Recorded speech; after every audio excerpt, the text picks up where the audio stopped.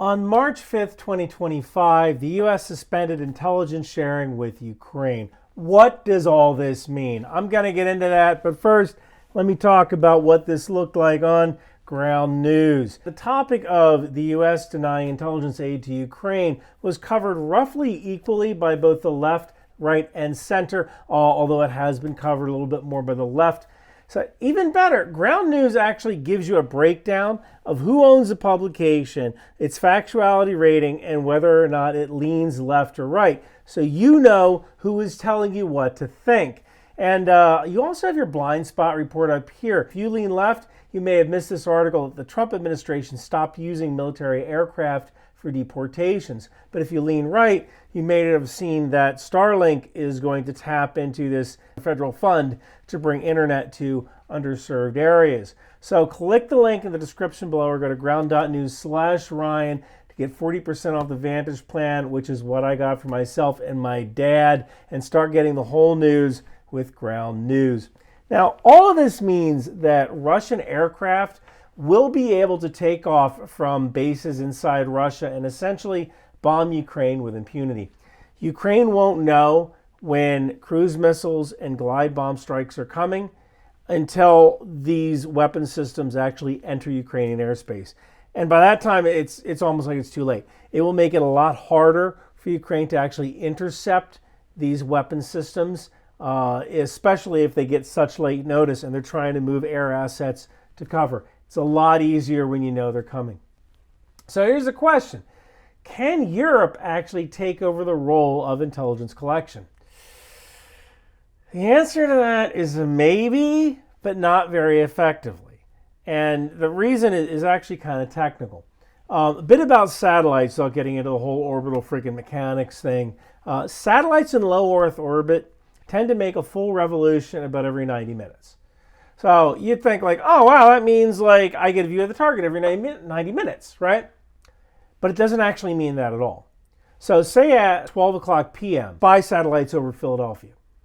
Then 90 minutes later, it's not over Philadelphia again. It's actually over Dallas, maybe Oklahoma City. That's because the Earth is actually rotating east as the satellite is moving. So the Earth is rotating at roughly 15 degrees an hour. So 90 minutes later, it's like 22.5 degrees west of Philadelphia. So it'll be over Philadelphia again, but that actually kind of depends on like the inclination, altitude of the satellite. So we're talking maybe 15 to 18 hours, 10 to 12 orbits before it's over Philadelphia again. Now the location of spy satellites isn't exactly hidden. And even if it were, amateur astronomers can figure out that they exist because of stellar occultation. You can make your spy satellite as stealthy as you want, but sooner or later, your satellite will pass in front of the light from a star, blocking it temporarily.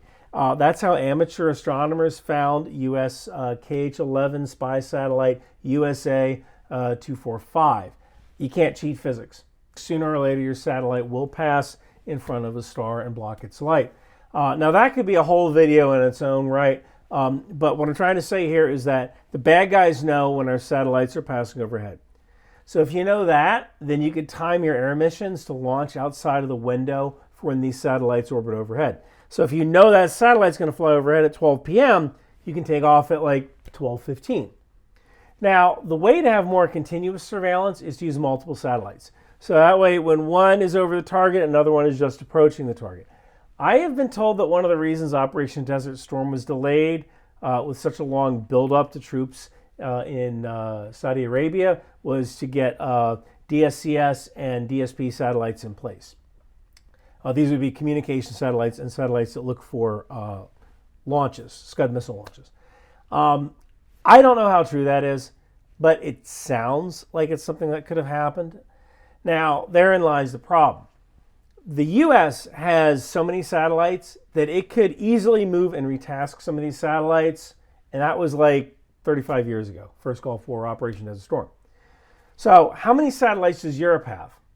Honestly, we don't really know. Military satellites are usually state secrets, but the best I could do is this list here, and the U.S. essentially has 247 military satellites. France has 17. Italy has 10, Germany has 8, the UK has 6, and Spain has 4. Now, these just fall under the general umbrella of military satellites. We really don't know how many of them are reconnaissance satellites. Some could be communication satellites. Russia is big.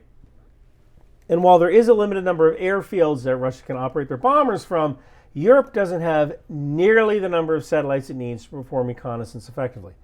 So, no, Europe can't really take over the intelligence role.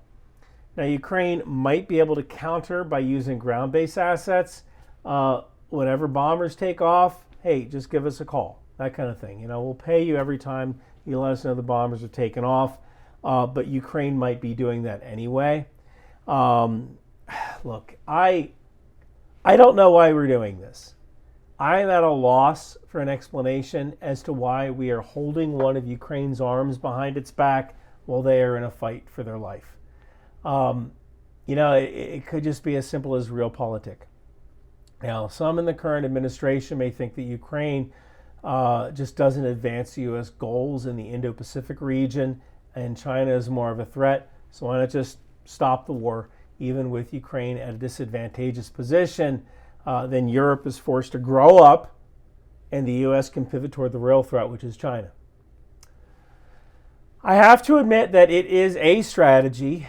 It might even be a good short-term strategy. Long-term, I'm not so sure.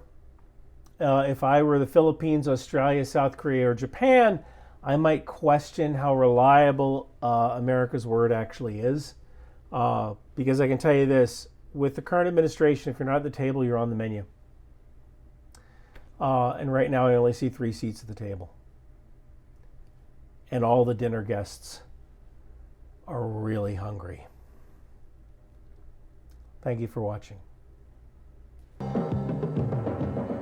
In a world where fashion meets firepower, where style becomes strategy, it's time to gear up for the ultimate mission with Bunker Branding. Introducing the Rock Out With Your Chalk Out t-shirt, a tribute to the fearless air cavalry. Feel the adrenaline rush as you don the pride of the skies. For those of you who dare from the air, precision and power unite when you think outside the bomb. And don't miss our Live, Laugh, Launch t-shirts for Patriot and HIMARS, because sometimes defending freedom means bringing the thunder.